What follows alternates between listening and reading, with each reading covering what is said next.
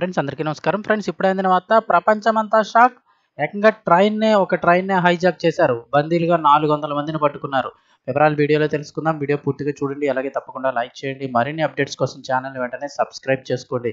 అలాగే వీడియోని లైక్ చేసినట్లయితే మరింత మందికి సమాచారం చేరుతుంది. ఇంకా వివరాల్లోకైతే వెళ్ళిపోదాము. రైలును హైజాక్ చేశారు. వందల మందిని బందీలుగా పట్టుకున్నారు. వివరాలు చూస్తే పాకిస్తాన్‌లో వేర్పాటువాదం తీవ్ర రూపం దాల్చింది. ఈ క్రమంలోనే వందల మంది ప్రయాణిస్తున్న రైలును వేర్పాటువాదులు హైజాక్ చేశారు. 400 మందికి పైగా ప్రయాణికులు 9 బోగీలతో ప్రయాణిస్తున్న జాఫర్ ఎక్స్‌ప్రెస్‌ను వేర్పాటువాదులు పూర్తిగా తమ కంట్రోల్లోకి తీసుకున్నారు.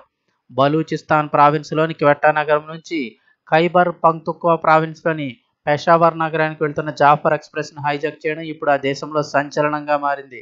బలూచిస్తాన్‌ను ప్రత్యేక దేశంగా ఏర్పాటు చేయాలని గత కొంతకాలంగా డిమాండ్ చేస్తున్న బలోచ్ లిబరేషన్ ఆర్మీ ఈ ట్రైన్ హైజాక్ అయితే పాల్పడిందంటున్నారు. అయితే ఈ జాఫర్ ఎక్స్‌ప్రెస్ రైలును హైజాక్ చేసినట్టు స్వయంగా బలోచ్ లిబరేషన్ ఆర్మీ ప్రకటించింది. తాము జాఫర్ ఎక్స్‌ప్రెస్‌ను తమ ఆధీనంలోకి తీసుకున్నామని, అందులో ఉన్న ప్రయాణికులను బందీలుగా చేసుకున్నట్లు ఓ ప్రకటన విడుదల చేశారు. అయితే ఈ ఘటనలో 6 పాకిస్తాన్ సైనికులు మృతి చెందినట్లు పాక్ మీడియాల్లో కథనాలు వస్తున్నాయి. క్వెట్టా నుంచి పెషావర్కు వెళ్తున్న జాఫర్ ఎక్స్‌ప్రెస్ రైలుపై బలోచ్ లిబరేషన్ ఆర్మీ కాల్పులు జరిపి అదుపులోకి తీసుకున్నట్లు రైల్వే అధికారులు వెల్లడించారు. మరోవైపు ఈ సందర్భంగా బలోచ్ లిబరేషన్ ఆర్మీ అధికార ప్రతినిధి జియాంద్ బలోచ్ సంచలన వ్యాఖ్యలు చేశారు.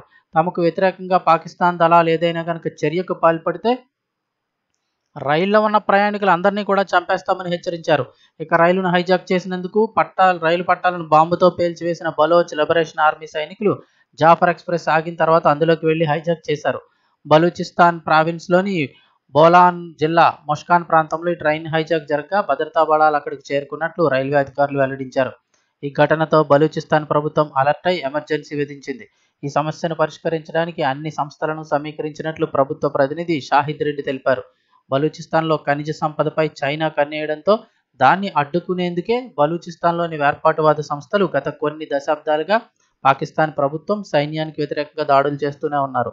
ఇక ఆ రెబల్ గ్రూప్స్ అన్నింటిలో ఈ బలోచ్ లిబరేషన్ ఆర్మీ అతిపెద్దది కాగా కొన్ని దశాబ్దాలుగా పాకిస్తాన్ ప్రభుత్వంతో పోరాటం చేస్తుంది.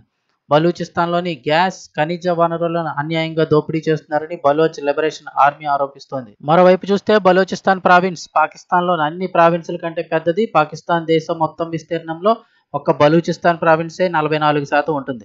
అయితే ఈ బలూచిస్తాన్ ప్రావిన్స్లోనే అతి తక్కువ మంది జనాభా నివసిస్తుంటారు. ప్రపంచంలోనే అతిపెద్ద లోతైన సముద్ర ఓడరేవైన గ్వాదర్ పోర్టు ఈ బలూచిస్తాన్ ప్రావిన్స్లోనే ఉంది. ఈ గ్వాదర్ పోర్టు స్థానిక, అంతర్జాతీయ వ్యాపారానికి పాకిస్తాన్కి వ్యూహాత్మకంగా ఎంతో కీలకంగా కూడా ఉంటుంది.